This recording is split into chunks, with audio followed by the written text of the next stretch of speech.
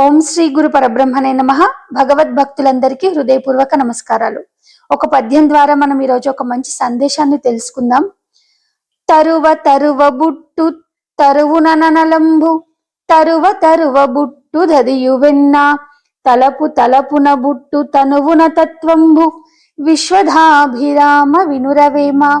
ఒక కట్టెని ఇంకో కట్టె చేత నిరంతరం రాపిడి చేస్తా ఉంటే ఒకానొక సమయంలో ఆ రెండు కట్టెల మధ్యన ఒక నిప్పురవ్వ చెలరేగుతుంది. అలాగే పెరుగుని మజ్జిగని చిలుకుతా ఉంటే ఒకానొక సమయమందు వెన్న బయటకు వస్తుంది.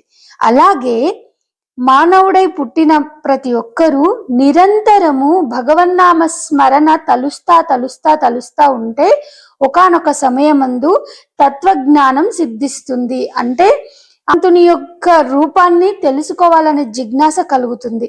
అంటే పరమాత్మను తెలుసుకోవాలనే జ్ఞానము వస్తుంది అని, అంటే తత్వజ్ఞానం సిద్ధిస్తుంది. భగవంతుణ్ణి నిరంతరం తలుస్తా ఉంటే తత్వజ్ఞానం సిద్ధిస్తుంది. అదే సాధకుడైన వాళ్ళు నిరంతరం జపం ద్వారా ధ్యానం ద్వారా మనము భగవంతుని ఆరాధన చేస్తూ జపతపాలను చేస్తా ఉంటే మనకు తత్వజ్ఞానం సిద్ధిస్తుంది అని ఈ పద్యం ద్వారా వేమన యోగి మనకు సూచిస్తున్నారు. అందరికీ జై గురు.